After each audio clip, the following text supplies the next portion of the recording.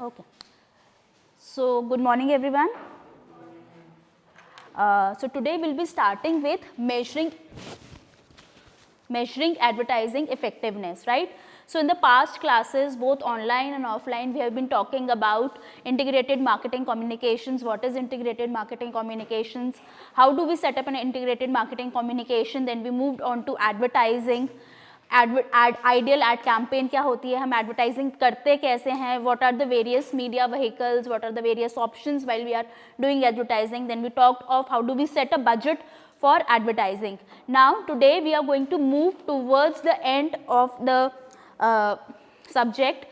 We will be talking about measuring advertising effectiveness कि अगर एक ad market में आ गया है, जब हमने initially advertising के बारे में इंटीग्रेटेड मार्केटिंग कम्युनिकेशन के बारे में बात की थी, हमने क्या बोला था, पहले हम प्लान करते हैं, ऑब्जेक्टिव सेट करते हैं, इम्प्लीमेंट करते हैं, बजट करते हैं एंड फाइनली इफेक्टिवनेस मेजर करेंगे. मैं एज अ कंपनी कोई एड मार्केट में जा रहा है मेरा, ठीक है, बट उस एड से मेरे डिजायर्ड ऑब्जेक्टिव्स नहीं अचीव हो रहे. क्या ऑब्जेक्टिव्स करे थे हमने, क्या मेरे ऑब्जेक्टिव्स होते हैं एडवर्टाइजमेंट के, what are the objectives of advertising? Sale बढ़ाना, very good. What else? Sales increase. What else? Customer को एक्वायर करना, मार्केट शेयर बढ़ाना. बट और सबसे इंपॉर्टेंट हमने क्या बात की थी, ब्रांड अवेयरनेस भी जनरेट करना, राइट. सो अगर मैं एज अ मार्केटर एक एड या एक एडवर्ड अपनी कंपनी में to the audience that I have selected, to the segment, to the target audience में एड दिखाए जा रही हूँ और मेरा कोई भी टारगेट जो मेरा ऑब्जेक्टिव था वो अचीव नहीं हो रहा, people are not getting aware about my brand, people are not going and buying my brand, मेरी sales increase नहीं हो रही, तो is that ad, जो whatever money I am spending, whatever budget I am spending, is that useful for me as a company? It is not. मैं जो पैसा लगा रही हूँ उसका कोई फ़ायदा नहीं है. So as a marketer I should evaluate कि मेरे ad की effectiveness क्या है, कैसी है और हम उसको कैसे मेजर कर सकते हैं, उसके एडवांटेजेस, डिसएडवांटेजेस, वो सब चीज़ें will be discussing in today's class. How do I measure the effectiveness of my advertisement? So सबसे पहले इसका एडवांटेज क्या होगा, what is the need of studying the effectiveness of the advertisement, what is the advantage basically. क्यों हमें ये ज़रूरी है कि हम ने ऐड तो बना लिया, इतना प्रोसेस कर लिया, मैसेज स्ट्रैटेजी क्रिएट कर ली, लोग आइडेंटिफाई कर लिए, क्या फ़ायदा होगा, इफेक्टिवनेस नहीं मेजर करते हम. व्हाट विल, कस्टमर कितना आ रहा है, कस्टमर एक्विजिशन क्या है हमारा, प्रोजेक्टर नहीं यूज हो रहा. We can check the customer acquisition, very good. What else can we do, what else can we do, what are the benefits, sir duster मिल जाएगा. What are the other benefits, brand नहीं, brand value तो मेरे advertising का objective था, अब मेरा add बन गया, सब कुछ हो गया, अब वो कितना इफेक्टिव है उसको मैं मेजर कर रही हूँ. तो इफेक्टिवनेस मेजर करने के फायदे क्या हैं, मैं ये पूछ रही हूँ. ब्रांड वैल्यू तो मैं चाह रही थी कि मैं एड जब बनाऊँ उससे मेरी ब्रांड वैल्यू बढ़े, बट इफेक्टिवनेस से क्या बढ़ेगा, इफेक्टिवनेस मेजर करने से क्या फायदा होगा,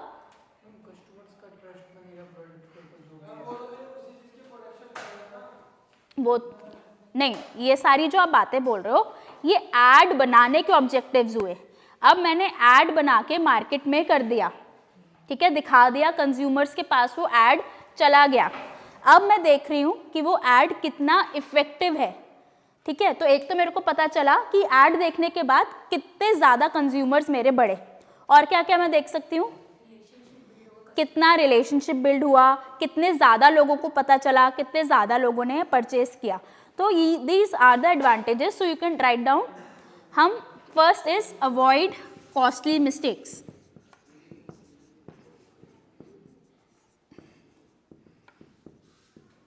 अवॉइड कॉस्टली मिस्टेक्स. सो अगर हमने बजटिंग में बात की थी, जो हमने बहुत सारे मेथड्स किए थे बजटिंग के, we are spending a good amount of money on the advertisement. अगर मैं एड की इफेक्टिवनेस मेजर करती हूँ और इफेक्टिवनेस मेजर करने के बाद मेरे को पता चलता है कि ये ऐड से मेरे को बहुत ज़्यादा फ़ायदा नहीं हो रहा, मेरे कस्टमर्स बहुत ज़्यादा नहीं बढ़ रहे, तो it is a costly affair, it is not a simple affair.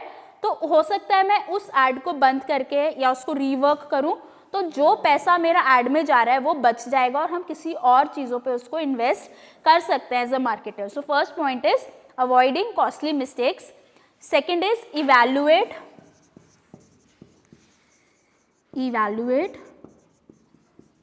alternative strategies.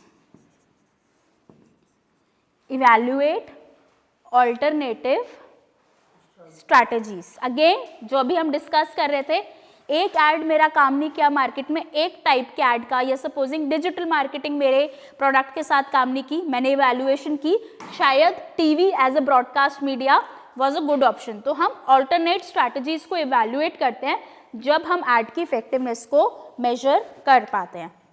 ठीक है, again increasing the efficiency. Increasing the efficiency, हमारा जो एडवर्टाइजमेंट प्रोग्राम है, क्योंकि हम कॉस्ट बेनिफिट एनालिसिस कर रहे हैं साइड बाय साइड कि एक सर्टेन कॉस्ट जा रही है मेरे ऐड की, तो एक कॉस्ट बेनिफिट एनालिसिस हो जाता है और ओवरऑल मेरे एडवर्टाइजिंग प्रोग्राम की एफिशिएंसी भी इंक्रीज हो जाती है।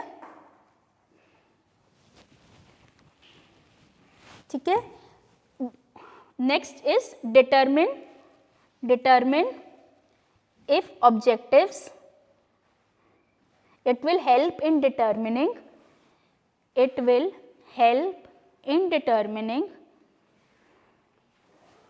whether the objectives are achieved. It will help in determining whether the objectives are achieved. It will help in determining whether the objectives are achieved or not. So it will help in determining whether the objectives are achieved or not. So I hope this is clear to everyone. Yes, तो ये सारी जो channels हैं, budgeting है, ये आपका सारा alternative strategies में आ जाएगा। जो हम स्ट्रैटेजीज यूज कर रहे हैं वो सक्सेसफुल नहीं है, तो we will look out for some other options, and that other options could be in any way. It could be a different message strategy, it could be a different advertiser, a different budget, anything could be there, but वो सारा आपका इस category के under ही आ जाएगा. Any doubt till now anyone?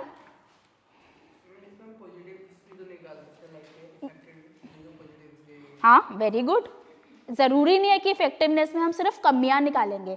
कुछ चीज़ें, supposing मैंने एक डिजिटल मार्केटिंग ऐड दिया, फेसबुक पे ऐड दिया, उससे मेरा मैक्सिमम कन्वर्जन हुआ, तो उसको हम और बेटर भी कर सकते हैं. whenever we are measuring in effectiveness, so we also come to know about our strengths also. ऐसा नहीं है कि सिर्फ weaknesses पता चलेंगी.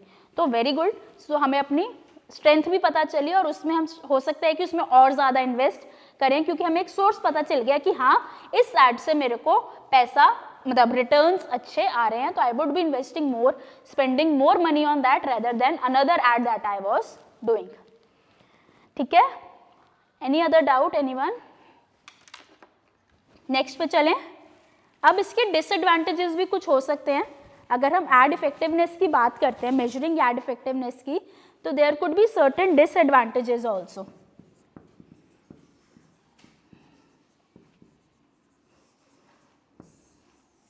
There could be certain disadvantages also. क्या हो सकते हैं डिसएडवांटेजेस? डिसएडवांटेजेस भी नहीं बोलेंगे, मतलब बहुत स्ट्रॉन्ग डिसएडवांटेजेस नहीं है, but yes there could be some factors that could have some, thank you, issues while we are doing it. Time consuming, good. और क्या हो सकता है?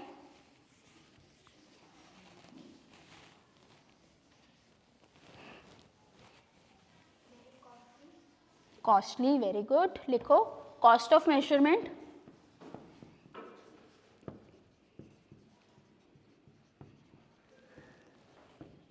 Cost of measurement. Again time.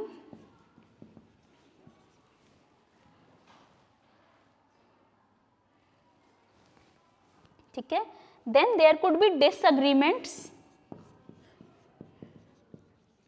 disagreements on what to test.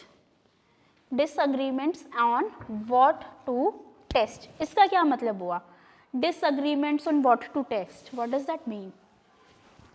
disagreements on what to test. जैसा नहीं, देखो ये हम डिसएडवांटेजेस कर रहे हैं जब हम एड इफेक्टिवनेस को मेजर कर रहे हैं. तो disagreements on what to test का मतलब क्या है?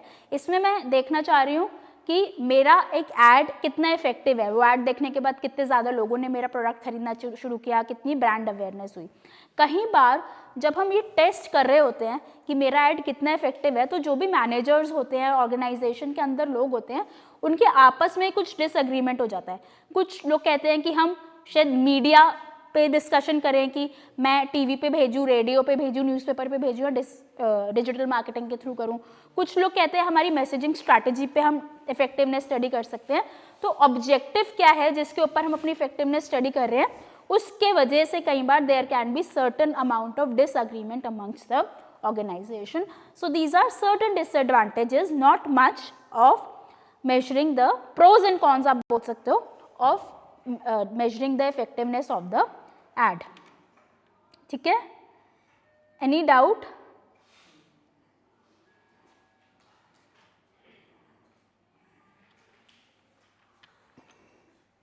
ठीक है. अब जब हम एक इफेक्टिवनेस को स्टडी करते हैं, how do we do it? 4 parameters या 4 पिलर्स होते हैं. अब हम इसको करेंगे कैसे? हमें ये समझ आ गया कि एडवर्टाइजिंग इफेक्टिवनेस क्या होती है, उसको मेजर क्यों करना चाहिए और उसके प्रोज एंड कॉन्स क्या है. अब now we are going to study that how do I measure the effectiveness of the ad, how do I go about measuring my particular ad. तो सबसे पहले हम बात करते हैं what to test. What to test.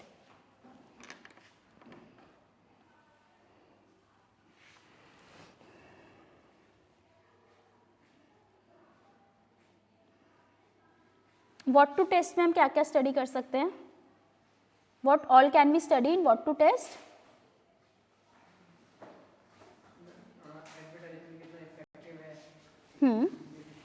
वो तो हम कर रहे हैं, बट उसमें भी स्पेसिफिक फैक्टर्स जो हमें टेस्ट करने हैं, अब हम उस पर आ गए हैं.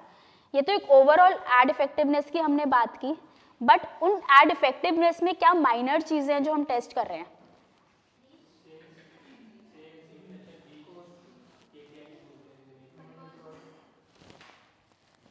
ठीक है. तो सबसे पहले हमारी मैसेज वेरिएबल्स क्या है? Message variables. We can test the message variables. हमने बात की थी, अगर याद लास्ट की क्लासेस का याद होगा, वी टॉक्ड अबाउट जो हम मैसेजिंग भेजते हैं, जो कंटेंट बनाते हैं, उसमें हम कुछ कुछ चीज़ों को इंक्लूड करते हैं. हमने बात की थी क्रिएटिव स्ट्रैटेजी वगैरह की. तो अगर मैंने एक मैसेज क्रिएट किया अपने एडवर्टाइजमेंट का, उसके अंदर हम क्या क्या इनपुट्स डाल रहे हैं, क्या क्या वेरिएबल्स डाल रहे हैं, उसके अक्रॉस भी स्टडी होना चाहिए. फॉर एग्जाम्पल ये पेन है, हमने कुछ कुछ क्लास में भी स्टडी की थी कि एक ऐड क्रिएट करो इस पेन के लिए या एक पर्टिकुलर प्रोडक्ट के लिए. तो उसमें जो हमारी वेरिएबल्स हैं, अगर मैंने बोला it is a long lasting pen, it gives you a smooth handwriting, whatever, तो उन वेरिएबल्स को भी हम स्टडी कर सकते हैं कि मैं अपनी मैसेज की स्ट्रैटेजी में क्या क्या कंटेंट डाल रही हूँ. That can be studied. Then next could be my media strategies. Media strategies. Media strategies में क्या क्या आ जाएगा?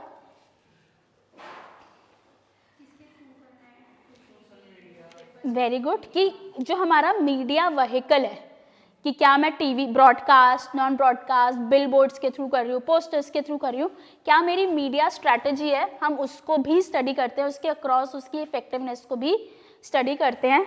And third is the budget decisions. Third is your budget decisions.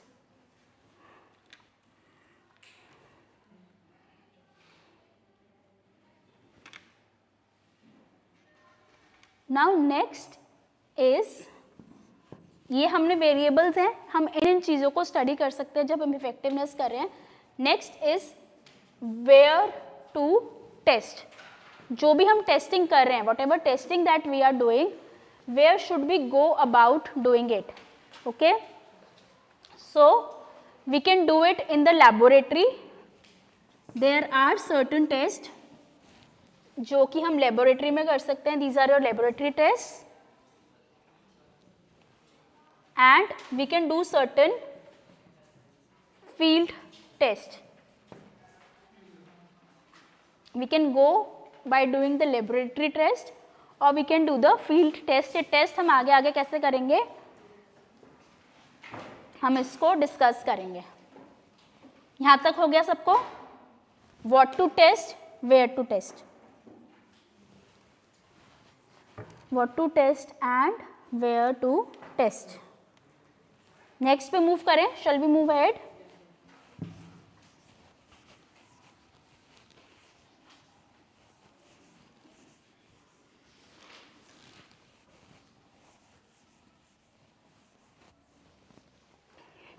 Next question हमारे पास आता है when to test. When to test. Any idea when to test? कब हम टेस्ट कर सकते हैं?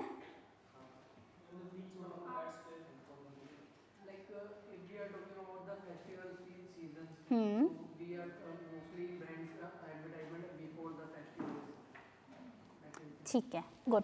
सो नॉट, ये तो एक पर्टिकुलर प्रमोशनल के बारे में आप बता रहे हो, बट कॉन्सेप्ट सही था. दो तरह की टेस्टिंग होती है जब हम बात करते हैं. एक होती है प्री टेस्टिंग. प्री टेस्टिंग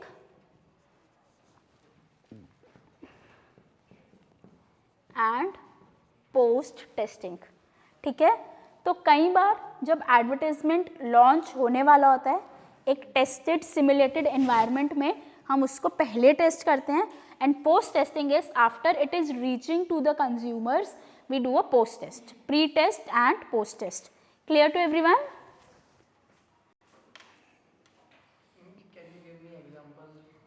आगे हम इसके मेथड्स करेंगे. प्री टेस्टिंग है कि सपोजिंग देयर इज, जैसे आपने एग्जाम्पल लिया कि there is a festival season coming, Diwali आ रही थी, तो एक प्रमोशनल कैंपेन मैंने बनाई कि कोका कोला के साथ 1+1 है. बट ये टेस्ट, ये एड कंज्यूमर्स के पास आता, टीवी में आता, उससे पहले मैंने एक टेस्ट मार्केट क्रिएट की. What is a test market? Anyone? Can anyone tell me what is a test market? नहीं. What is a test market? Test market. What do you mean by?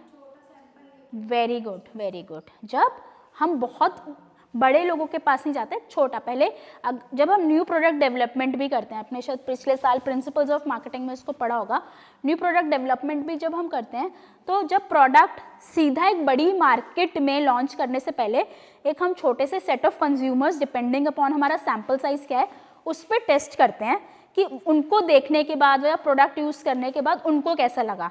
Similarly जो मैंने add बनाया Coca Cola का कि 1+1 मेरे को मिल रहा है बिफोर द दिवाली, एक प्रमोशन क्रिएट किया, तो रैदर दैन उसको मैं जैसे उससे पहले कि टीवी पे लॉन्च करूँ या रेडियो पे लॉन्च करूँ, मैं छोटी सी ऑडियंस को, सपोजिंग मैंने 50 लोग बनाए जो इस प्रोडक्ट के यूज़र्स हैं या नॉन यूज़र्स हैं, उनको वो ऐड दिखाया.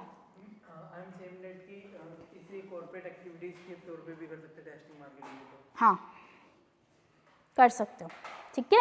या कई बार आप देखते हो कि फ्री सैम्पल्स वगैरह बट रहे होते हैं, that is all a pre testing form. वो न्यू प्रोडक्ट डेवलपमेंट में होती है. एडवर्टाइजमेंट के केस में हम ऐड को दिखाते हैं to a smaller audience before it is launch to a bigger audience. बहुत लेमैन का, अगर हम इसको लाइव लेमैन के टर्म में, अपनी नॉर्मल लाइफ के टर्म में इसको रिलेट कर पाएँ, सपोजिंग कॉलेज में एनुअल डे है. ठीक है, अब एनुअल डे होने से पहले एक ड्रेस रिहर्सल हम करते हैं बिफोर द फाइनल इवेंट, कोई भी बड़ा इवेंट होता है, एंड हम अपने कुछ लोगों को वहाँ पे बिठाते हैं और उनसे जजमेंट लेते हैं. That is a pre testing. What it? हाँ, very good. It can be a type of a pilot test, a short test. और उसके बाद जब मैंने उसको प्रोडक्ट को लॉन्च किया वाइडर ऑडियंस पे, मेरी पूरी टारगेट मार्केट पे क्या इफेक्ट हुआ, that is post testing. Clear everyone? तो अभी तक हमने क्या क्या पढ़ा? What to test, where to test and when to test. अब नेक्स्ट हमारे पास आ जाता है, हाँ जी, किसका? टाटा टी का एड रन कर रहे हो? अगेन आप एक लेबोरेटरी सेटअप पे ही एक एड दिखा सकते हो, लाइव सैंपल्स दे सकते हो। वो तो जब भी कोई कंपनी एक मार्केट रिसर्च में जाती है, आपके पास एक टारगेट ग्रुप ऑफ कंज्यूमर्स होते हैं, एक मार्केट रिसर्च फर्म से आप कोलैबोरेट कर सकते हो। वो जब हम इसको प्राइमरी रिसर्च बोलते हैं, तो आप उन तरह के लोगों के साथ कोलैबोरेट करते हो, तो कोई ना कोई इंसेंटिव्स हम दे सकते हैं। कई बार आपने देखा होगा, आपके मेल पे भी आता होगा कि ये सर्वे भरो, कुछ कूपन और कुछ अमाउंट। तो उस तरह से हम अपने कंज्यूमर्स के साथ कोलैबोरेट कर सकते हैं, क्योंकि टाटा टी के केस में everyone is a T drinker, majority of the Indian population is a T drinker. तो हो सकता है जो भी मार्केट रिसर्च फर्म्स होती हैं उनका कंज्यूमर बेस होता है, तो उसी में से हम अपने लोगों को बुला के, एक सेट ऑफ कंज्यूमर्स को बुला के उनके ऊपर टेस्टिंग कर सकते हैं। क्लियर? कोई अपना स्टार्टअप करने जा रहा है, देन उसको टेस्टिंग मार्केटिंग के लिए अपने को मार्केट रिसर्चर की जरूरत पड़ेगी। कोई वेबसाइट ऐसी है या जहाँ पर मार्केट रिसर्चर्स अवेलेबल हो, हम किसी प्रोडक्ट के बारे में? देखो, वो फ्रीलांसिंग मार्केट रिसर्चर्स को आप टारगेट कर सकते हो। फ्रीलांस करके वेबसाइट है जहाँ पे आपको फ्रीलांस मार्केट रिसर्चर्स मिल सकते हैं, तो you can get in touch with them. Otherwise जो बड़ी कंपनीज होती हैं, there are companies like IMRB वगैरह जो मार्केट रिसर्च करती हैं, उनके साथ उनको आप हायर करते हो, but again that is a costly affair, that is not a very simple affair. और बड़ी कंपनीज होती हैं, कोका कोला वाला, उनकी खुद की एक मार्केट रिसर्च वो होती है within the organization. But अगर आप एक स्टार्टअप हो तो definitely you can tie up with individuals, with smaller companies, with freelancers and can conduct this research. Okay? यहाँ तक क्लियर है? नेक्स्ट है, कोई डाउट अभी तक? कोई और doubt? Next is how to test. How to test. So for testing we have some guidelines. Certain guidelines होती हैं हर तरह के टेस्ट की, that we can take up, and कुछ टेस्ट्स होते हैं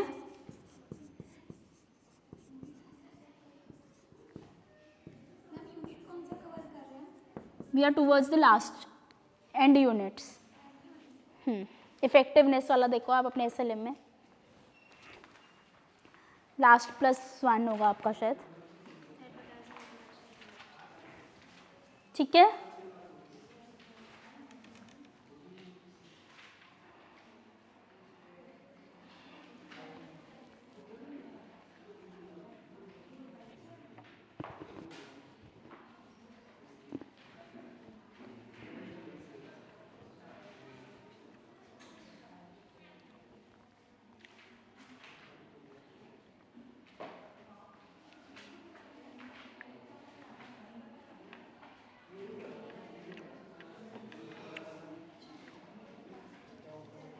Now, pre-testing methods.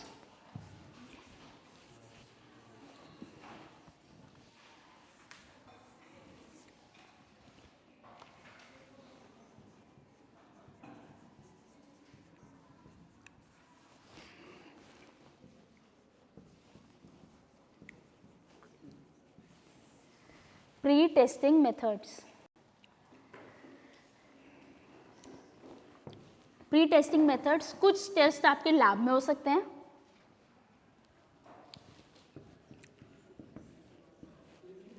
Some test can be there in the field.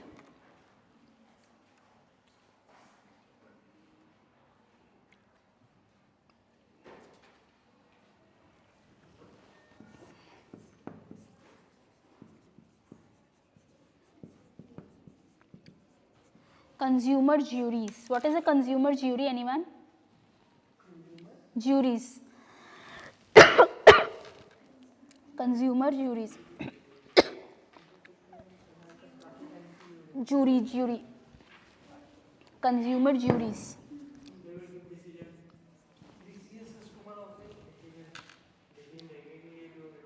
जैसे अभी आपने वो बात की थी टाटा टी वाली, सिमिलरली कंज्यूमर्स को हम बुलाते हैं, ज्यूरी क्या होती है? जजमेंट, ठीक है? तो एक सेट ऑफ ज्यूरी में हम अपने कंज्यूमर्स को कॉल करेंगे, उनको अपना ऐड दिखाएंगे और उनका सजेशन लेंगे। ठीक है, समझ आ गया इसका कॉन्सेप्ट कि क्या करना है?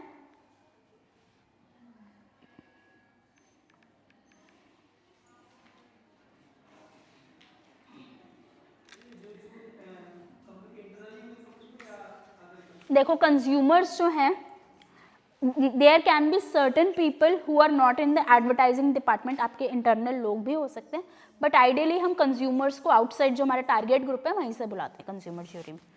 ठीक है, इंटरनल भी हो सकते हैं, ऐसा कुछ नहीं है कि नहीं हो सकते। ओके,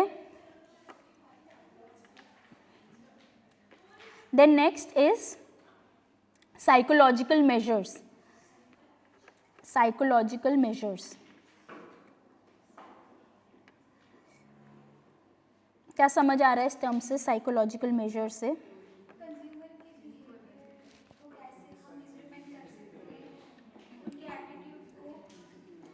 कैसे कर सकते हैं? कि वो कंज्यूमर उस प्रोडक्ट को लेके कितना लॉयल है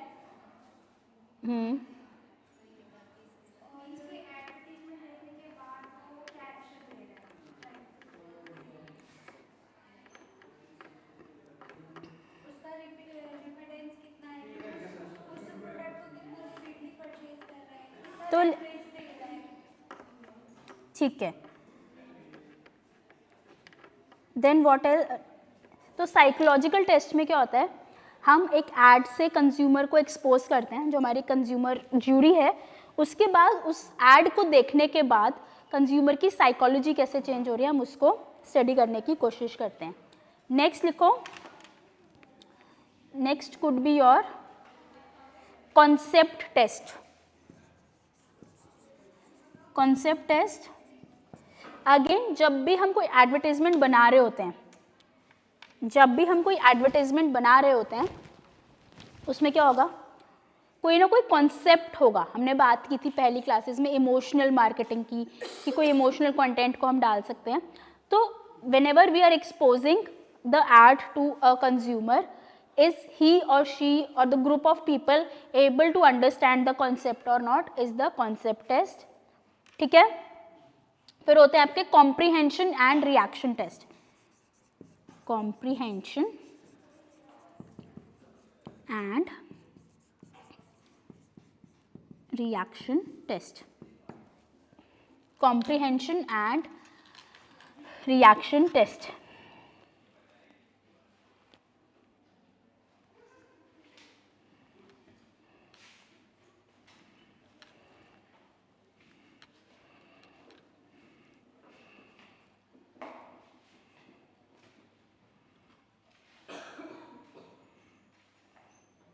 कॉम्प्रीहेंशन और रिएक्शन टेस्ट से क्या समझ आ रहा है? What do you mean by comprehension? हम कोई डिटेल्ड डिस्क्रिप्शन प्रोवाइड करना कस्टमर को कि ताकि उसके बारे में पूरी नॉलेज आ जाए या एक इन्फॉर्मेशन मिल जाए पूरी। कंज्यूमर को मैं कोई ऐड दिखा रही हूँ, कोई इन्फॉर्मेशन दे रही हूँ, कितना वो उसको समझ पा रहा है उस ऐड को देख के। सपोजिंग कोई एक नया ऐड है, प्री टेस्टिंग है, आप लोग सब जी रहे हो, आपको वो ऐड दिखाया, ठीक है, and there would be people from the organization who are sitting who have made the ad. तो उस ऐड को देख के आपका रिएक्शन कैसा है? ठीक है, सो that would be there on your face, or certain times you could speak certain words ki wow, yeah, you would not give any kind of reaction. So that is a comprehension and a reaction test. Is this clear to everyone?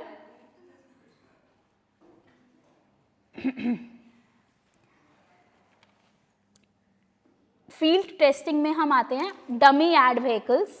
When we talk of field testing, we talk of dummy ad vehicles. What is a dummy ad vehicle? Dummy ad vehicles क्या होता है? Dummy ad If we are launching a new product, so we are providing a dummy ad before the launching a product. field में, field is in the market, ठीक है, so any, it is not a real ad, but अगर billboard है, it is a dummy billboard and you could see the reactions of the people who are walking on the road. So not a real thing, but before the test we do a pre test of it. So ये test आपके laboratories में हो सकते हैं जब हम pre testing की बात करते हैं, और ये फील्ड में हो सकते हैं. ठीक है. Next is post testing.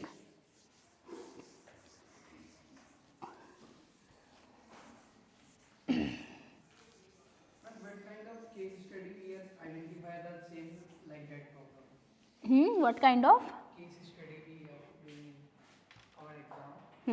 So how to identify what is the lab process testing and what is the field testing? how to identify? Yeah. Because many times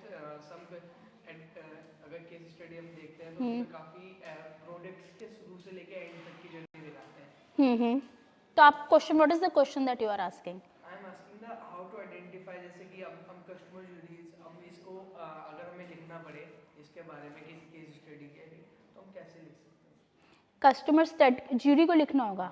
देखो उसके लिए क्या तरीका होता है. एक तो आप रीडिंग मटेरियल पढ़ोगे. अभी तो हम क्लास में डिस्कशन कर रहे हैं, मैंने आपको कॉन्सेप्ट बता दिया, बट इसी कॉन्सेप्ट को once you are reading the material, आपके पास SLM है या बुक्स रेफर करोगे इसके अकॉर्डिंग, तो you have to write in detail कि एक सिचुएशन है, तो कस्टमर ज्यूरी तुम उसको डिटेल में बताओगे दैट फर्स्ट एंड फॉरमोस्ट अगर आपको आंसर लिखना है तो you will start by writing. If it is a for example 12 mark question और 15 मार्क्स क्वेश्चन, तो आप स्टार्ट करोगे एड इफेक्टिवनेस क्या होती है उससे स्टार्ट करोगे, उसके वेरियस मेथड्स क्या होते हैं, फिर आप बात करोगे प्री टेस्टिंग मेथड्स के जो कि लैब में हो सकते हैं.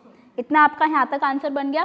फिर आप बताओगे कि ज्यूरी मेथड क्या है. ज्यूरी मेथड में कंज्यूमर ज्यूरी मेथड में you could call some people, पूरा सेटअप बताओगे कि आप लोगों को कॉन्टैक्ट करोगे, then they would be coming to your lab, they would be discussing, you would show them the advertisement and you would take their judgments on that. इस तरह से आप लिखोगे. एनी अगर आप पास ईयर पेपर्स देखते हो तो केस स्टडी फॉर्म में भी आ सकता है, डायरेक्ट फॉर्म में भी आ सकता है. ठीक है, बट अभी इसके बाद विल डिस्कस इट. ठीक है. Next is post testing methods. Post testing methods. Post testing methods में recall test, recall test,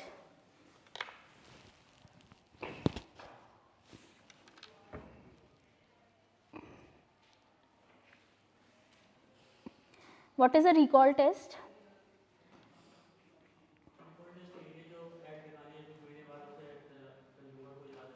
very good, very good. हाँ, वेरी नाइस. तो उसमें क्या कहते हैं उसको,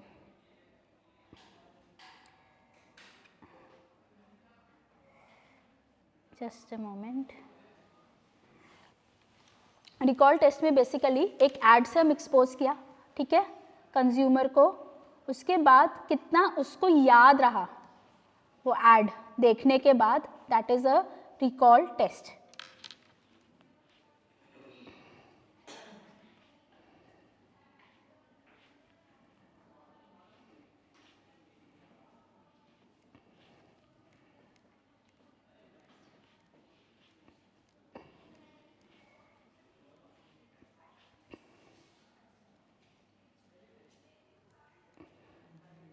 Then you have association measures. Next is association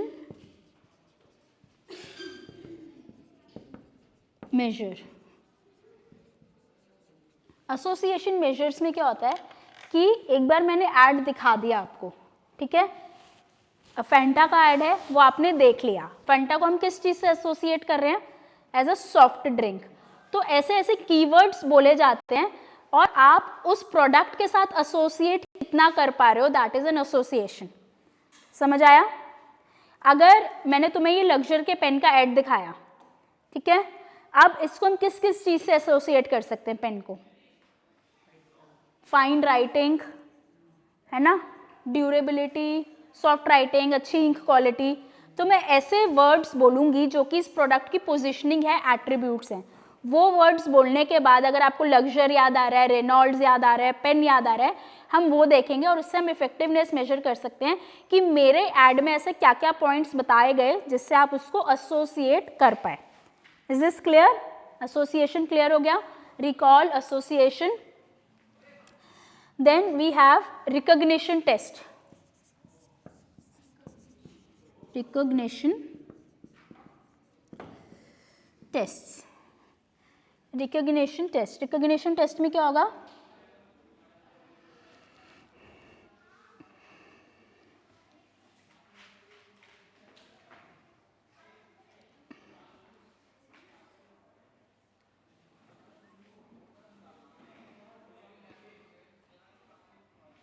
recognition test में again उस एड को, उस प्रोडक्ट को आपको एक्सपोज करते हैं, दिखाया जाता है और उसको आप कितना रिकॉल करके रिकॉग्नाइज कर पाते हो, that is your recognition test. ठीक है, ये पोस्ट टेस्टिंग मेथड्स के आपके पॉइंट्स हैं। ठीक है, यहाँ तक सबको क्लियर है? अभी तक हमने क्या क्या किया है? What all have we done till now? Effectiveness, advantages, disadvantages, फिर मेजर कैसे करते हैं, व्हाट टू टेस्ट, फिर post testing methods and pre testing methods. ठीक है, नेक्स्ट एक हम टेस्ट करेंगे डिटेल में, पोजिशनिंग,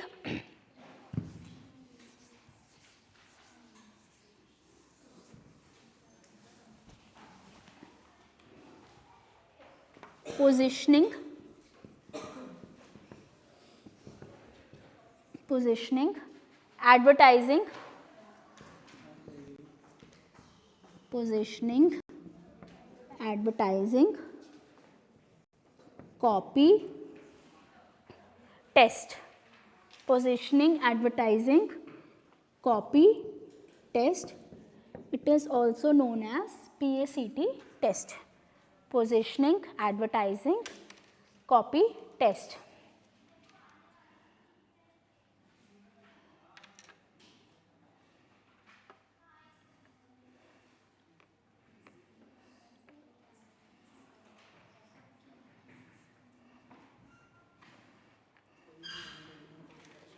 ठीक है, तो पोजिशनिंग, एडवर्टाइजिंग, कॉपी टेस्ट ये क्या करता है? It provides measurements, it provides measurements relevant to the objectives of advertising. It provides measurements relevant to the objective of advertising.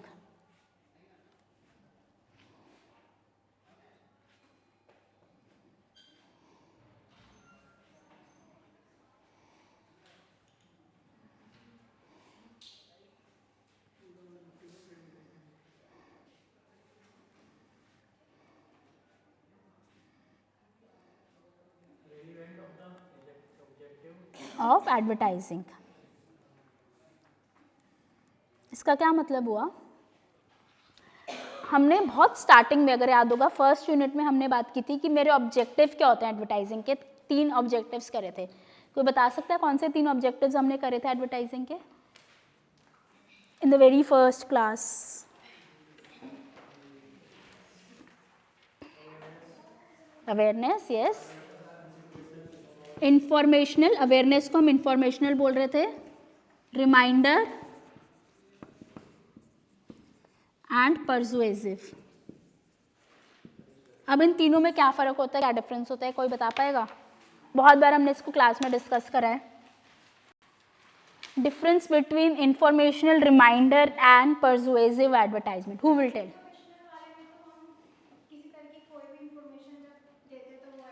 किस तरह की सिचुएशन में हम इसको यूज करते हैं इंफॉर्मेशनल एडवर्टाइजमेंट को? New products, very good. एक और टर्म जो हम इसके लिए यूज कर सकते हैं इंफॉर्मेशनल एडवर्टाइजमेंट के लिए, one more term which we can use for informational advertising, what is that? Reinforcement तो नहीं है, वो परसुएसिव या रिमाइंडर में आएगी। Brand awareness, very good. ठीक है, दूसरा क्या होता है? Reminder advertising. रिमाइंडर एडवर्टाइजमेंट में क्या होता है? ऑलरेडी एग्जिस्टिंग प्रोडक्ट को हम दोबारा करा रहे हैं। रीइंफोर्समेंट किसी ने बोला था अभी, वो इसके लिए यूज़ हो सकता है। हम रीइंफोर्स कर रहे हैं अपने ब्रांड को, क्योंकि हम कंपटीशन अकेला नहीं है ना, हमारा प्रोडक्ट मार्केट में बहुत सारे कंपटीशन है। तो as a human mind, as a consumer mind, जब मैं नए ऐड देखती हूँ, पुराने ऐड मेरी एडवर्टाइज मेमोरी से डिलीट होते रहते हैं। इसलिए जो वेल एस्टैब्लिश्ड कंपनीज भी हैं, हमें लगता है कि कोका कोला को, पेप्सी को, मैगी को क्यों ऐड करने की ज़रूरत है, तो सबको पता ही है इन कंपनीज के बारे में। So that is because of reminder advertising. इसको एक हम टर्म यूज़ करते हैं एडवर्टाइजिंग वेयर आउट, कि जो मैं बहुत बार एक एज अ कंज्यूमर बहुत सारे एड्स देखती रहती हूँ, तो वो मेरे दिमाग से निकलता रहता है और उसके कारण हमारे को रिमाइंडर एडवर्टाइजमेंट करनी होती है। थर्ड होती है आपकी परसुएसिव एडवर्टीजमेंट। परसुएसिव एडवर्टीजमेंट क्या होगी कि वो आपको मोटिवेट कर रही है, कंपेल कर रही है आपको परचेज करने के लिए। अब ये मेरे 3 ब्रॉड ऑब्जेक्टिव्स हो गए कि मैं किस रीज़न से ऐड बना रही हूँ। तो जो मेरा पैक टेस्ट है वो क्या मेरा ऑब्जेक्टिव था। सपोजिंग मेरी एक स्टार्टअप है, मेरे प्रोडक्ट के बारे में लोगों को पता ही नहीं, मैंने एक ऐसा ऐड बनाया जो इन्फॉर्मेशनल है, तो सिर्फ जो इसका गोल है उसकी इफेक्टिवनेस को हम मेजर कर सकते हैं थ्रू द पैक टेस्ट। समझ आ गया स्पेसिफिक गोल को। Second is again it requires, लिख लो उसको पैक टेस्ट के अंदर ही, it requires agreement, it requires agreement on how results will be used. It requires agreement on how results will be used.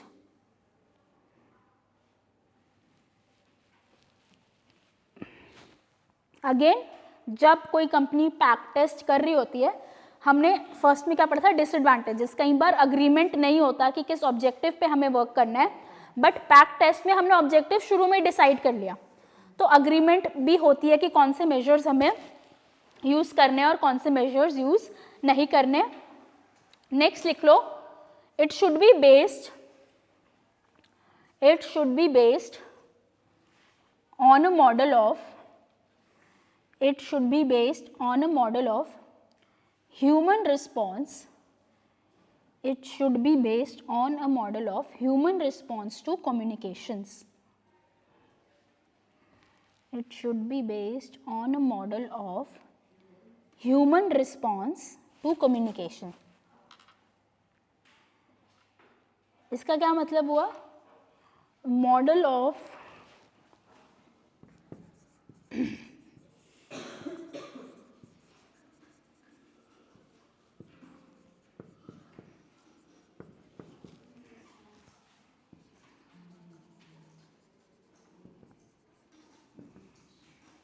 model of human response to communication. What does it mean?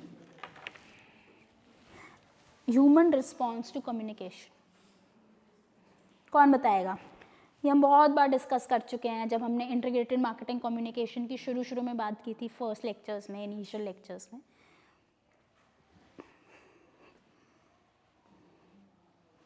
Who will, can anyone tell? चलो उसको छोड़ो, खुद से सोचो क्या मतलब हुआ इसका। Model of human response to communication, to communication.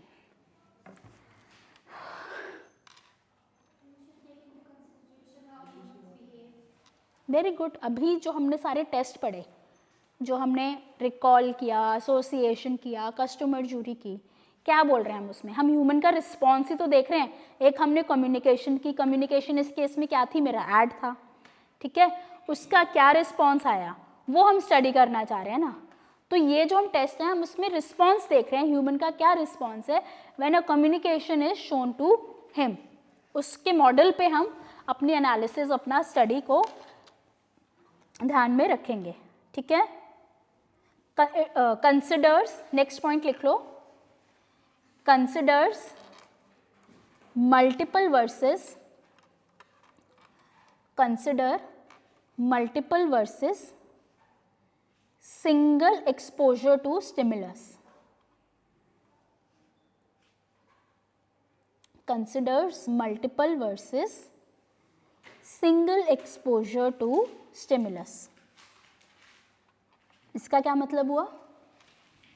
Stimulus क्या है इस केस में? स्टिमुलस क्या है? Ad, very good. तो हम इसमें जब हम इस तरह की टेस्टिंग करते हैं, ऐसा नहीं है कि मैंने सिर्फ एक बार टेस्ट दिखाया और मैं पूछूं, एक बार कम्युनिकेशन दिखाया, ऐड दिखाया एंड आई एम आस्किंग कि क्या रिकॉल है, क्या एसोसिएशन है। मल्टीपल टाइम भी हम ट्राई करेंगे कि एक्सपोज करें, क्योंकि ज़रूरी नहीं है कि एक बार ऐड देख के हम उसकी इफेक्टिवनेस को स्टडी कर पाते हैं, we can do it multiple times. Next लिख लो, provide controls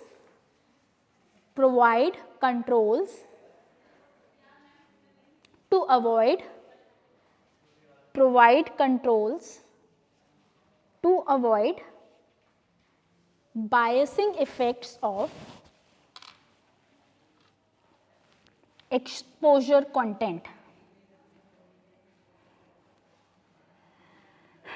Provide controls to avoid biasing effects of exposure content. इसका क्या मतलब हुआ?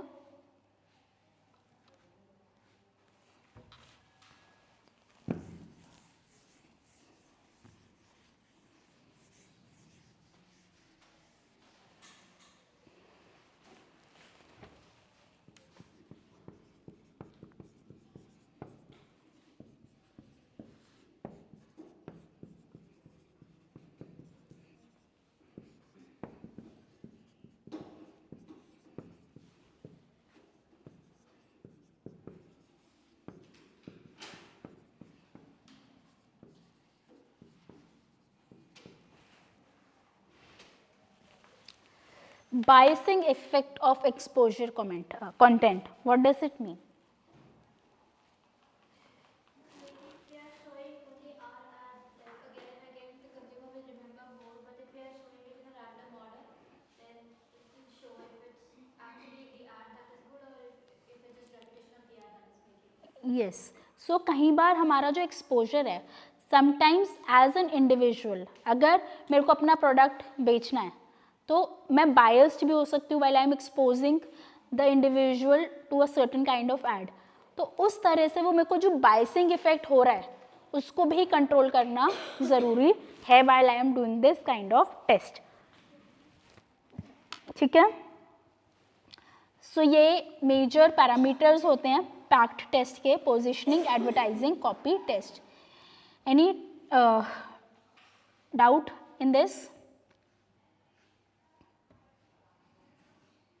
Any doubt?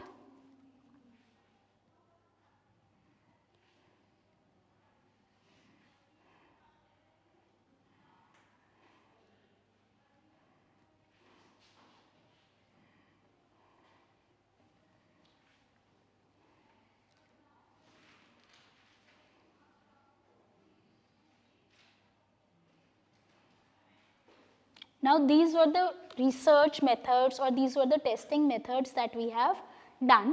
But ये जो हमारे current research methods हैं या current testing methods हैं, again with everything that we do there are certain advantages, disadvantages. तो कुछ issues हैं जो कि हमारी current research methods में हैं. What are the problems? Next topic is problems with the current research methods. Problems with the current research methods.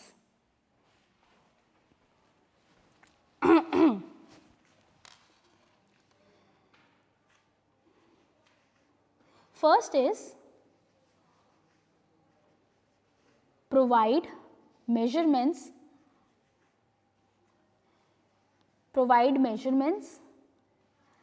that are not very relevant, provide measurements that are not very relevant to the objectives of advertising, provides measurements that are not very relevant to the objectives of measurement. इसका क्या मतलब हुआ? Provide measurements that are not very relevant to the objectives of advertising. What does this mean?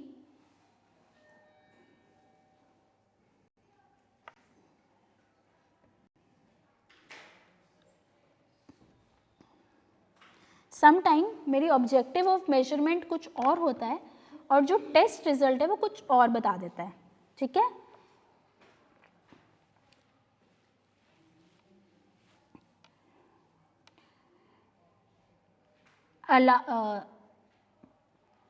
Sometime next लिख लो, next point, sometimes the advertising stimulus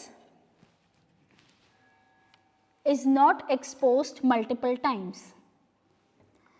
Sometimes the advertising stimulus is not exposed to multiple times.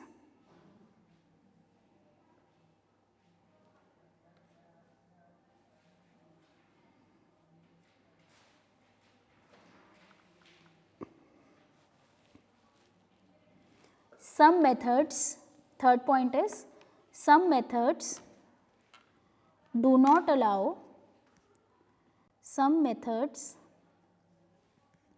do not allow multiple testing, some methods do not allow multiple testing,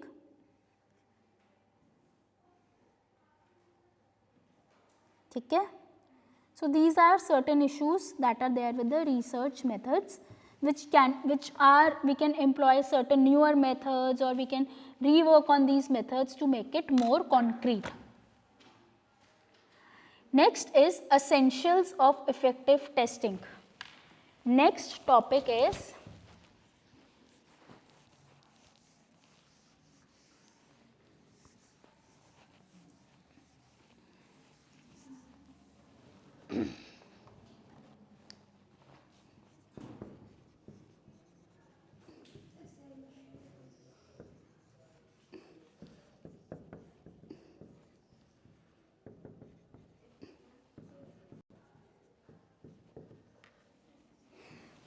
now once I am doing the testing, कुछ चीज़ें होनी चाहिए. अब मैं effectiveness की बात कर रही हूँ. I am talking about creating an effective advertisement program, doing a study, and again we have studied कि जब हम ये इफेक्टिवनेस स्टडीज़ भी करते हैं, लेबोरेटरी टेस्ट करते हैं, प्री टेस्ट करें, पोस्ट टेस्ट करें, जो भी हमने एग्जाम्पल्स पढ़े उससे समझ आ रहा है कि अ lot of money is involve. Since a lot of money is involve, हम चाहेंगे कि जो मेरी टेस्टिंग जो मैं कर रही हूँ अपनी इफेक्टिवनेस के लिए, it should be very good. उसमें ऐसे कोई लूप होल्स नहीं होने चाहिए. तो क्या क्या चीज़ें होनी चाहिए जिससे मेरी एडवर्टाइजिंग की इफेक्टिवनेस जो मैं स्टडी कर रही हूँ वो अच्छी हो. सबसे पहले I need to establish clear objectives. establish clear objectives.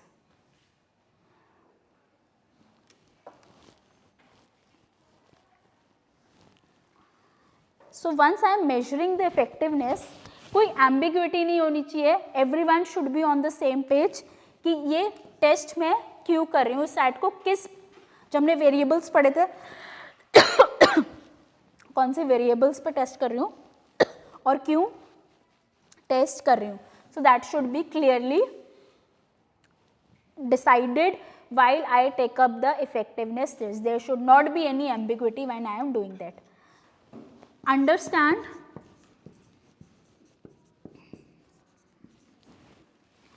and implement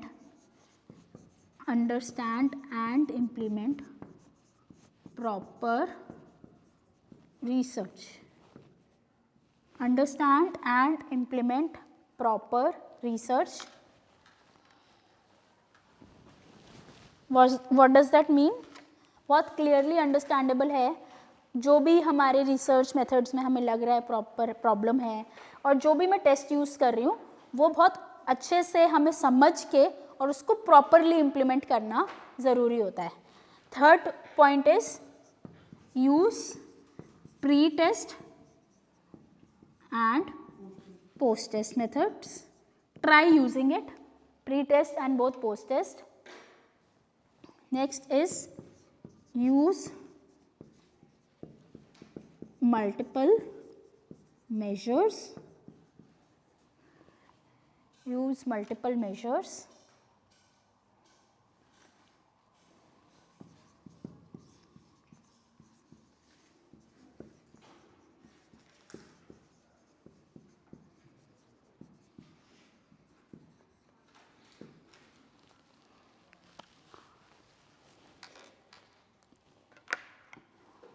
ठीक है. establish clear objectives, understand and implement proper research, use pre-test and post-test methods, use multiple measures, not only a single measure but multiple measure, multiple exposures, and use a consumer response model. Consumer response model क्या है, हम इसको already discuss कर चुके हैं. Any doubt till now? किसी को कोई doubt है? Okay. Now moving on to the next topic.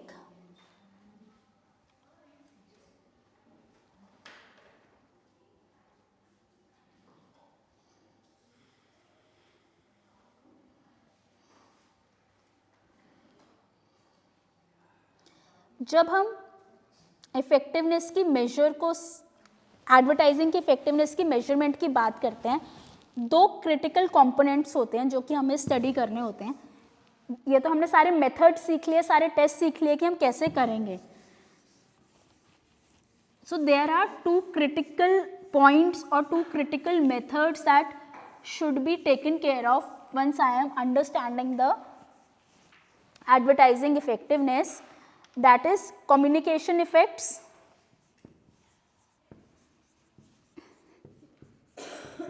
communication effect, and other is your sales effect. Communication effect and sales effect.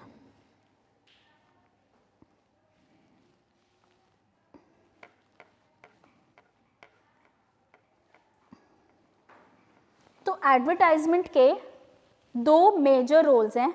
एक तो जो मेरा ऐड है, एक डिज़ायर्ड मैसेज जो मैं कस्टमर तक पहुंचाना चाह रही हूँ उसको कम्युनिकेट करना, वो मैसेज कम्युनिकेट हो मेरे टारगेट कंज्यूमर्स के पास. उसके बाद हम चाहते हैं कि कंज्यूमर्स सेल्स करें. That is the two prong approach of advertising. तो इसमें आप लिख लो the communication effect. The communication effect evaluates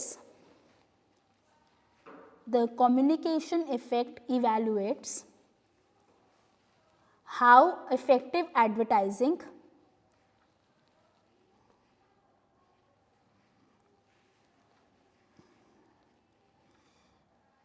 is achieved. How effective advertising is achieved.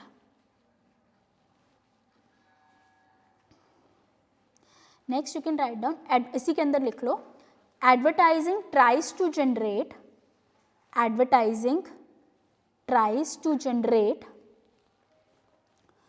a brand perception. Advertising tries to generate a brand perception in the minds of consumers. Advertising tries to generate a brand perception in the minds of consumer. And communication effect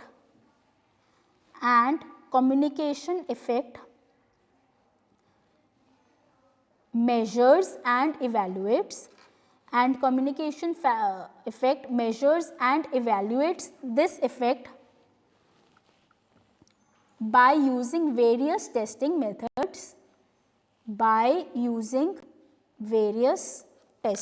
methods. ठीक है. तो communication effect आपका क्या कर रहा है कि जो मेरे एड ने एक डिजायर्ड कम्युनिकेशन कहनी थी, सपोजिंग लग्जर के पेन के एड को मेरे को कंज्यूमर को बताना था that is a very good ad, a pen, it gives you a very smooth writing. तो कम्युनिकेशन इफेक्ट से जो हमने वेरियस टेस्ट अभी पढ़े, pre test, post test, field test, उनके थ्रू हम ये आइडेंटिफाई कर सकते हैं कि क्या वो कम्युनिकेशन कंज्यूमर्स तक गई है या नहीं गई. Clear everyone? Next is sales effect. Next is your sales effect.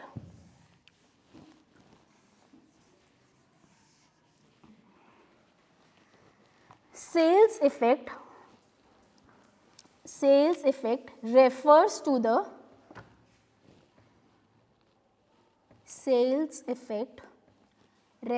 to the effect of advertisement. Sales effect refers to the effect of advertisement on sales turnover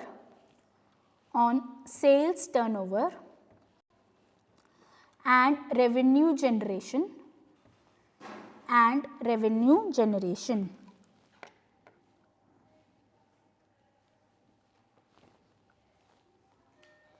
since the major objective of a business is to generate sales, therefore this effect is measured by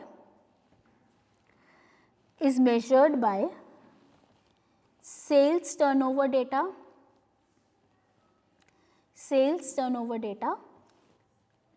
revenue generated data, sales turnover data, comma, revenue generated data, and return on investment.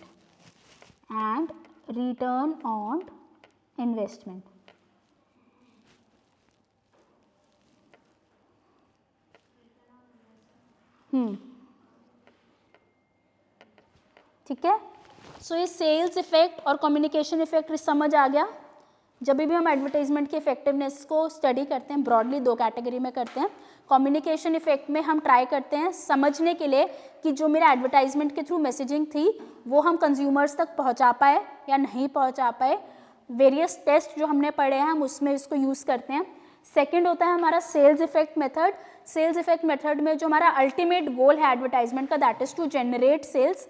तो एक add जब market में चला गया उसके बाद हम जब वो मार्केट में आ गया हम देखते हैं उसके बाद हमारी सेल्स का क्या फैक्ट इंक्रीज़ हुई, डिक्रीज़ हुई, सेम रेट, ROI कैसे रहा, वो हम कैसे करते हैं अपना सेल्स के डेटा के थ्रू देखते हैं after the ad exposure, after the ad is being launched into the market. ठीक है, so this was about studying the effectiveness of add.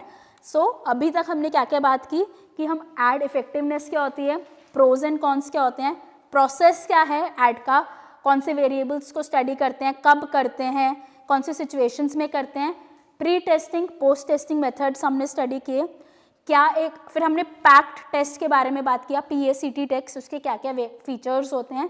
Then we have talked about what are the certain issues, certain problems in the testing methods that we are doing. Then we have talked about the ideal testing methods, उसके क्या क्या features होने चाहिए।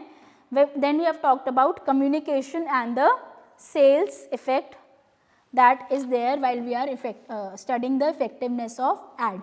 Any doubt till now?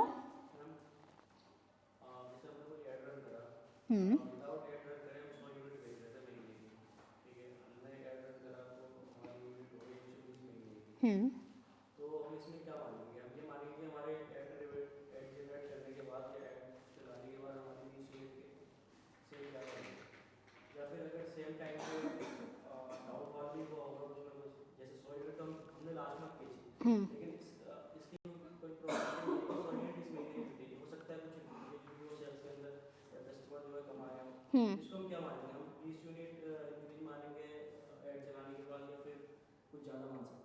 देखो, जब हम advertisement की बात करते हैं, अगर हमने पिछली वाली क्लासेस में बात की तो बहुत क्वांटिटेटिवली हम मेजर नहीं कर सकते। अगर मैं टीवी ऐड की बात करती हूँ या मैं न्यूज़पेपर ऐड की बात करती हूँ, बहुत क्वांटिटेटिव टर्म्स में हम मेजर नहीं कर सकते, क्योंकि एक बार ऐड देखा, एक ऐड एक्सपोज हुआ, millions of people would see the ad, तो मेरे को नहीं पता कि वो टीवी ऐड देख के कितने लोग इंक्रीज हुए हैं। तो it is more of a qualitative data कि येस पिछले महीने 1 लाख कंज्यूमर्स थे, इस महीने मैंने एक टीवी पे बड़ा ऐड डाला, 2 लाख हो गए, 1.5 लाख हो गए कि 90,000 हो गए। ठीक है, तो एक ब्रॉडर आइडिया मेरे को मिल सकता है। बट ये इफेक्टिव कैलकुलेशन ROI की जो हम बात कर रहे हैं, ये हम बहुत अच्छे से मॉनिटर कर सकते हैं जब हम ऑनलाइन एड्स चलाते हैं। वहाँ पे मेरे को पता है कि मैंने कितने लोगों को ऐड एक्सपोज किया, ठीक है, कितना मेरा पैसा लगा। उसमें हम ये भी मेजर कर सकते हैं कि एक जने पे कॉस्ट पर कन्वर्जन, CPC जिसको बोलते हैं, वो क्या है। ठीक है, तो depending upon the media that I am using I can evaluate it, but जो हमारे ब्रॉडकास्ट मीडियाज हैं उसमें ये वैल्यूएशन बहुत इफेक्टिव नहीं होती कि पर पर्सन कितना है, it is more of a qualitative effect that we are using, ठीक है। तो अगर आप बोल रहे हो कि 100 से 120 हो गया तो डेफिनेटली इंक्रीज तो हुआ ही है, बट अगेन फिर मेरे को पीछे जाना पड़ेगा कि मेरा गोल क्या था, क्या आपने वो ऐड सिर्फ सेल्स को इंक्रीज करने के लिए किया था, हो सकता है कि आप चाह रहे हो कि आपने इंफॉर्मेशनल ऐड भी किया हो या रिमाइंडर ऐड भी किया हो, तो उसमें वो मेजर नहीं होगा कि बंदे ने कन्वर्ट किया। देखो रिमाइंडर और ब्रांड अवेयरनेस, देखो जो ब्रांड अवेयरनेस होती है उसमें आप मेजर कर सकते हो, अगर हम वेबसाइट की बात करें कि पीपल, या अगर आपका रिटेल स्टोर भी है, आपने एक नया आउटलेट खोला या आपकी एक नई वेबसाइट है, तो अगर आप ब्रांड अवेयरनेस के लिए कुछ कर रहे हो, so probably people would now start visiting your website, you would see an increase in the web prints of the website, या अगर आपका आउटलेट है तो लोग एटलीस्ट आना शुरू कर देंगे आपकी वेबसाइट पे, या एक सोशल नॉइज क्रिएट हो जाएगा, लोग बात करने लगेंगे आपकी ब्रांड के लिए, ठीक है। रिमाइंडर में भी सिमिलर होगा, बट अगर परसुएसिव है तो आपकी कन्वर्जन होने लग जाएगी, समझ रहे हो।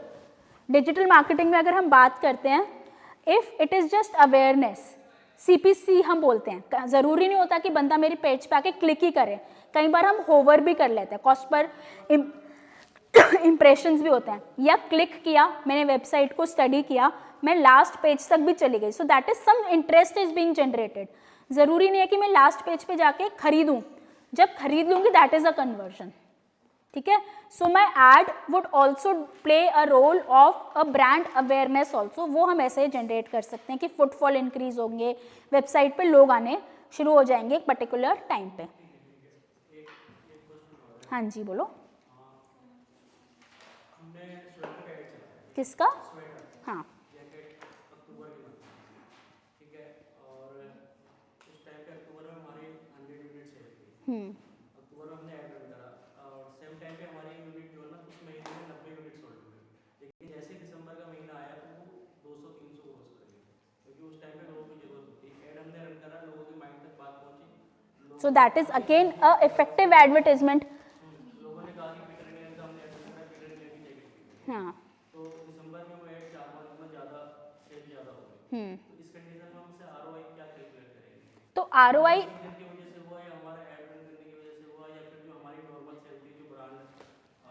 ये देखो, इफ अगर आप एक एस्टैब्लिश्ड ब्रांड हो तो और आपके पास एक रॉयल कस्टमर बेस है, तो क्योंकि सीजन आया इसलिए पीपल वुड डेफिनेटली परचेज करेंगे, but if you are a brand कि आपका मार्केट शेयर थोड़ा कम हो रहा है, अगर एस्टैब्लिश्ड भी हो बट मार्केट शेयर कम होने लग रहा है, नए ब्रांड हो, तो डेफिनेटली फिर तो आपके एडवर्टीजमेंट ही इफेक्टिव रहा, या हम इसमें रिमाइंडर में भी जा सकते हैं। आपने बात की पीटर इंग्लैंड का, सपोजिंग आप एडवर्टाइज कर रहे हो, बट हो सकता है कि यूनिक्लो ने या मोंटे कार्लो ने उस समय ज़्यादा एडवर्टाइजिंग कैंपेन की, तो ये भी तो हो सकता है कि मैं पीटर इंग्लैंड अपने दिमाग से निकल जाए, बहुत बार होता है हमारे साथ, तो उस केस में भी अगर आपके ऐड ने ऐड किया तो वापस एक रिमाइंडर आ जाता है, क्योंकि एज अ कंज्यूमर मेरे साथ ऐसे बहुत बार होता है, if I am loyal to one brand, but कई बार वो दिमाग से निकल जाती है चीज़, क्योंकि हम बहुत सारे नई चीज़ों, मेरी फ्रेंड ने बोला कि नहीं पीटर इंग्लैंड नहीं मोंटे कार्लो का लो, तो हम उस पर स्विच कर जाते हैं, प्रोडक्ट अच्छा होता है तो we start using that also.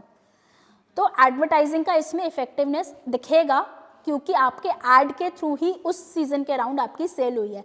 तो आप ये भी देखोगे आपका कॉम्पिटिटर्स ही क्या करें, क्योंकि जब भी हम मार्केटिंग की बात करते हैं, ये जो हम थ्योरी में पढ़ रहे हैं ये बेसिकली स्ट्रैटेजीज हैं जो हमें इम्प्लीमेंट करनी चाहिए, but at the same time मैं हमेशा बोलती हूँ मार्केटिंग में कि हमारी organization we are not here in isolation, बहुत सारी कंपनीज और हैं जो कि सेम चीज़ें कर रही हैं, तो जब भी मैं कोई ऐड बना रही हूँ, प्राइसिंग कर रही हूँ, प्रोडक्ट कर रही हूँ, कुछ प्रमोशंस कर रही हूँ, तो डेफिनेटली मेरे को ये भी ध्यान रखना है कि कंपटीशन क्या कर रहे हैं मेरे आसपास, है ना।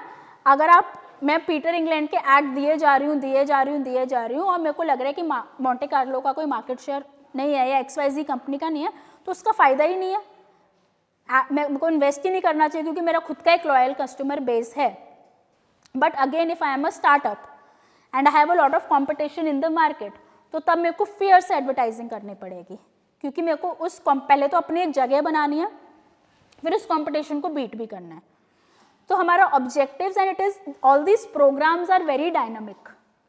ऐसा नहीं है कि एक बार मैंने एक ऐड बना दिया और उसका मैं इमीडिएट इफेक्ट एक्सपेक्ट करूं। आज मैंने ऐड दिखाया और मैं सोचूं कि कल मेरी सेल्स बढ़ जाएगी। कुछ प्रोडक्ट्स में ऐसा होता भी है कि इनिशियली आप देखोगे स्पाइक आया, फिर कुछ डाउनफॉल आता है, तो it is studied over a period of time only. या कई बार जैसे आपने एग्जांपल दिया, अक्टूबर में ऐड दिखा दिया बट प्रोडक्ट का सीजन ही नहीं था, सीजन आया आपका नवंबर दिसंबर में, तो हो सकता है सेल्स तब पिक कर जाए। ऐसे ज्वेलरी वगैरह के एड्स आप देखते हो, नवंबर में अभी शादियों का सीजन स्टार्ट होता है, बट हमारे को एड्स कब से दिखने शुरू हो जाते हैं? थोड़ा थोड़ा और पहले से, 2 महीने 3 महीने पहले से।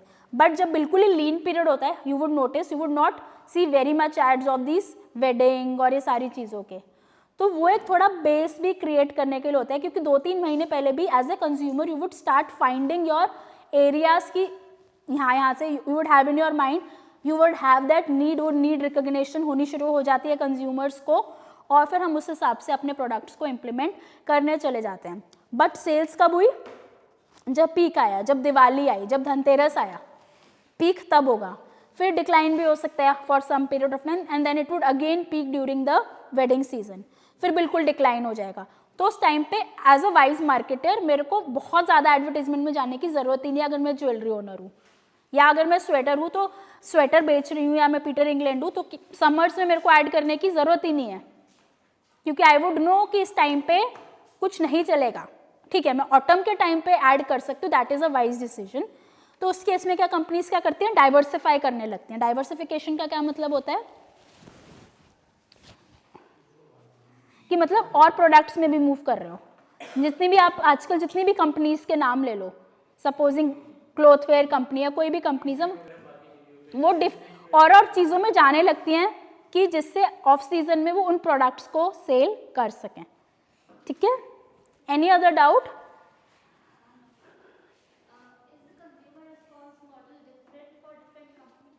It can be different for different companies.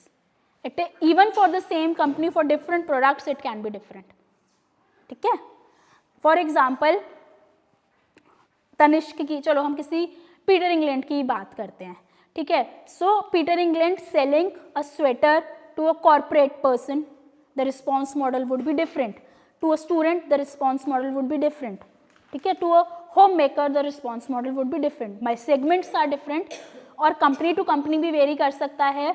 Again एक सीजन में भी, सपोजिंग एक पर्टिकुलर सीजन में फ्लीस जैकेट्स का ट्रेंड बहुत आया, in the next season it is not there, so my customer response, my segment, everything would change. So again repeating the point that marketing is very dynamic. हमें ये strategies पता होनी चाहिए, but at the same time when I am practically doing it, when I am practically implementing it, अगर मैं marketer हूँ, I have to be very aware of what my competitor is doing. अगर मैंने plan कर रखा है कि मैं नवंबर के महीने में एक ऐड डालने वाली हूँ, but somehow I see that my competition is moving in some other direction, तो I cannot be very rigid and say कि नहीं मैंने तो यही कर रखा है, मैं ऐसे ही करूँगी। मेरे को अपने competition से भी डील करना है। नहीं अगर हम कर पाए तो वो सारी जो मार्केट है that would be taken up by my competitors itself. Okay, any other doubt? Any other doubt, anyone?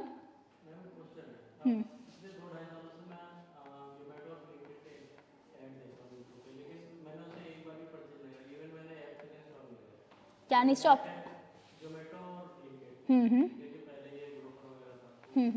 इसके ऐड मैंने इतने देख लिए कि अगर उसके बात करें तो अगर कस्टमर कंपनी के उससे देखे पर्सपेक्टिव से तो उनका तो लॉस है, क्योंकि मुझे ऐड दिखाए जा रहे हैं और मैंने उनका ऐड तक इंस्टॉल नहीं करा। इस कंडीशन में क्या है? देखो इस कंडीशन वो, क्योंकि आप वो बारी बारी ऐड देख रहे हो तो उस ब्लिंकिट और जोमेटो का, बट तुम सेल्स नहीं कर रहे, ये आप बोलना चाहिए। हाँ ठीक है, तो ये एल्गोरिथम में दिक्कत नहीं होती, इसको हम बोलते हैं रीमार्केटिंग। ये क्या, ये बल्कि कंपनीज जानबूझ के करती हैं। जब डिजिटल मार्केटिंग अगर आपने इलेक्टिव लिया होगा या नहीं लिया होगा तो मैं बता देती हूँ, इसको बोलते हैं हम रीमार्केटिंग। तो कई बार ऐसा नहीं होता कि एक प्रोडक्ट मैंने एक बार बस सर्च किया और उसकी इंस्टाग्राम पे या उस पर आने लगता है, तो ये कंपनीज डेलिबरेटली करती हैं बहुत बार कि आज ही इसने किया परसुएसिव मार्केटिंग, 3 बार दिखाऊंगी, 4 बार दिखाऊंगी, 5 बार दिखाऊंगी, 6 बार दिखाऊंगी, या कोई एक वो दे दूंगी, कूपन प्रमोशन दे दूंगी, the person might do it, ठीक है। तो you might be a rigid customer for them, but there might be some other person who would have fallen prey for it, so that cost is compensated.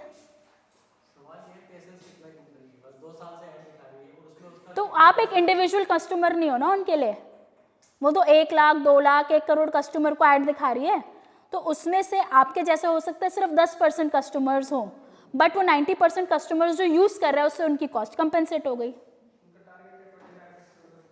है ना। For a person अगर मैं अपनी बात करूँ तो आई यूज ब्लिंकिट डेली। क्या कोई ऐसा मेथड भी है जो मतलब हम तो दिखा रहे हैं ओपन मार्केट में, हमें पता है कि 80% हमारे कस्टमर है, 20% नहीं है, हम 20% को कंटिन्यूसली दिखाते रहेंगे, लेकिन क्या कोई ऐसा मेथड है जो कितने दिन उनको ऐड दिखाने के बाद ये सोचेंगे कि अब ये बंदा जोमेटो, देखो वो कंपनी की अगेन मार्केटिंग स्ट्रैटेजीज होती हैं, कई बार कंपनी जो उन 80% से इतना कमा लेती है कि they are not very worried about those 20%, वो कहते हैं इनको दिख रहा है तो दिखने दो, ठीक है। बट येस, जब हम डिजिटल मार्केटिंग की बात करते हैं, जब हम गूगल एनालिटिक्स में जाएंगे, तो ऐसे भी हमारे पास आजकल मेट्रिसेस हैं कि मेरे को पता चल रहा है कि ये 20% लोग हैं, ये मेरा ऐड देख के नहीं खरीद रहे, तो मैं उनको ऐड दिखाना बंद भी कर सकती हूँ, ब्लॉक भी कर सकती हूँ। बट अगर मैं बड़ी कंपनी हूँ, I am not concerned about the 20%, I am just focusing on the 80%, क्योंकि मेरा रेवेन्यू स्ट्रीम वहीं से आ रहा है, तो देखने लगो, हमें उसमें लगता है कि चलो शायद वो 20% में से कोई 5% इस साइड मूव हो जाएंगे, ठीक है। बट हाँ, ऐसी स्ट्रैटेजीज होती हैं from consumer side also, you can block दो एड्स अगर आपको नहीं देखने, since you are seeing it again and again, तो वो जो एक एल्गोरिथम, रीमार्केटिंग एल्गोरिथम उसके पास लगा हुआ है, उसको लगता है कि शायद एक साइट हो जाएगा, जब आप देखना बंद कर दोगे तो आपको दिखने भी बंद हो जाएंगे। तो एक बार तो देख रहे हो ना, तो हाँ,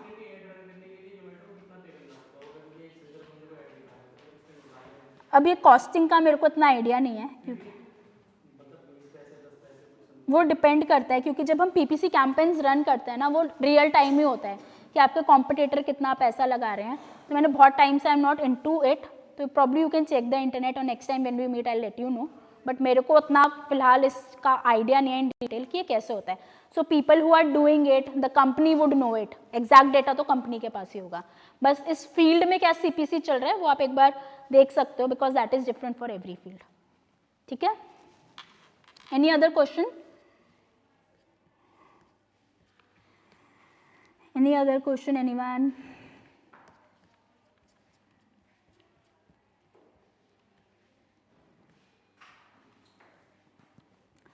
नेक्स्ट जो आपका लास्ट चैप्टर है प्रॉब्ली एसएलएम में और probably the last unit, that is more about advertisement organization and regulation, advertising organization and regulation, कि again as a company, as an organization, ethical advertisement में हम बिलीव करते हैं there are a lot of laws, lot of things that should be kept in mind when I am promoting the product.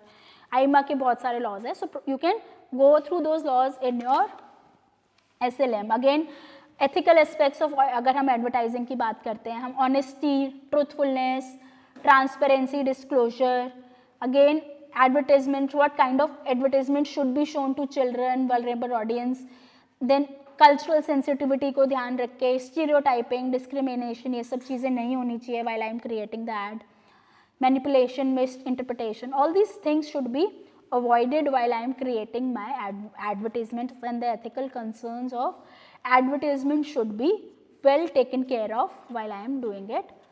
कितना on papers होता है, that is again a point of debate, but theoretically we should keep in mind all these things.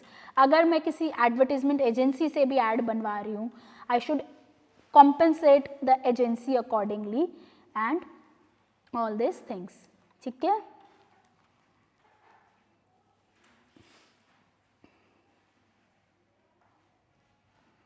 Any other doubt? Anyone? Paper के अंदर जो add देते हैं, तो एक बार मैंने कुछ नाम वगैरह चेंज करने के लिए डॉक्यूमेंट में एक ऐड दिया था, तो कि कोई थर्ड पार्टी ने मुझसे 300 रुपये लिए थे, 300 या 700, जो कि उस हिसाब से मेरे लिए चेपर था, कोई ज़्यादा कॉस्टली नहीं था। तो उसमें किसी एक इंडियन टाइम्स में जिसमें भी ऐड बन करा था, मुझे याद नहीं है, तो 300 रुपये में उसने मेरे नाम के साथ इतना बड़ा कॉलम बना के ऐड बन कर दिया। तो क्या उससे फिर जिस न्यूज़पेपर के अंदर ऐड हुआ उससे कितना प्रॉफिट है, और थर्ड पार्टी का जो उसमें मार्जिन रहा होगा जिसके थ्रू ऐड? देखो, जो आपने न्यूज़पेपर में डाला है, if it is a well reached newspaper जिसकी वाइडर ऑडियंस है, like times of India, Hindustan times, उनकी फ़ीस डेफिनेटली ज़्यादा होती हैं। क्या साइज़ ऑफ ऐड है? अगर प्रमोशनल एड्स होते हैं तो उनकी डेफिनेटली ज़्यादा होगी। फ्रंट पेज के क्या एरिया आप करो, कहीं कहीं फुल पेजर एड्स होते हैं, छोटे वालों का तो नॉट मच, और इसमें कोई आपका प्रमोशनल नहीं था। This are more of record keeping, more of government वाली चीज़ें जो होती हैं उसकी। वो काफ़ी चीपर लग रहा है, क्योंकि उसके कम से कम 1 लाख यूनिट छपते होंगे, और वो कम से कम 1 लाख यूनिट पूरे दिल्ली में डिस्ट्रीब्यूट होंगे, ऐसा मेरा मानना है। तो इतने यूनिट में सिर्फ 300 रुपये में 1 लाख लोगों तक ऐड चला गया वो आपके लिए एज एन इंडिविजुअल 300 रुपये में गया, बट उसके लिए ना आपके लिए बहुत रेलेवेंस थी वो, क्योंकि प्रमोशनल ऐड नहीं था, वो एक इंफॉर्मेशनल था। तो उसके लिए, कंपनीज के लिए उससे एक मोड ऑफ अर्निंग वो नहीं होती।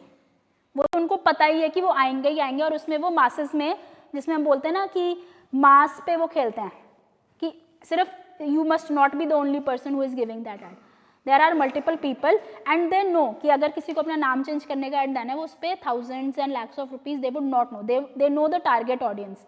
अगर हम 300, 400, 700 से ज़्यादा हम भी नहीं देंगे, ठीक है, but a person who is promoting the product, he would पे फॉर इट। प्रमोशन है उनका, हाँ। तो full page add, half page add, उसके लिए they will demand a huge amount of money, depending upon कि न्यूज़पेपर की रीच कितनी है। अगर कोई नॉर्मल लोकल कॉलोकियल पेपर है जो छोटे से एरिया में आ रहा है, वो उतना डिमांड नहीं करेगा, बट एक Hindustan Times, Times of India would demand a higher amount of money for that. Similarly TV पे जब हम बात करते हैं, जब IPL वगैरह ये मैचेस होते हैं, उस समय जो एड्स आते हैं, दे पे ह्यूज अमाउंट, बिकॉज लाखों की ऑडियंस उस समय देख रही होती है, करोड़ों की ऑडियंस देख रही होती है।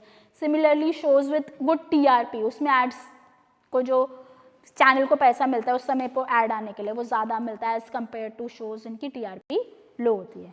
तो जहाँ पे जितनी ज़्यादा ऑडियंस है, आपकी ऐड की प्लेसमेंट उतनी ज़्यादा कॉस्टली होती रहेगी, ठीक है। Any other doubt?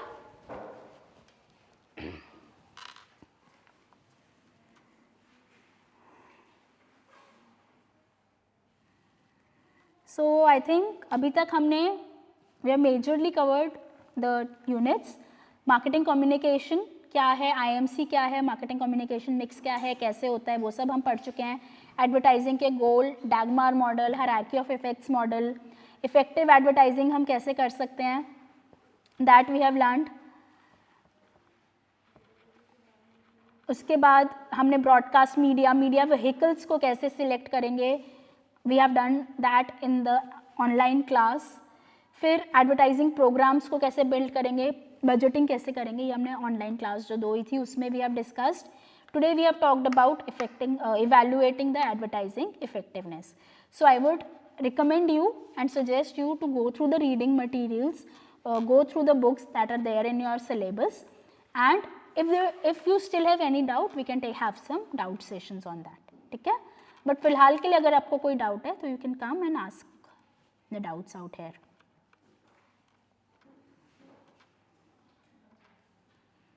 Any doubt? ठीक है, please give me the attendance sheet. यही है, बस एक ही है।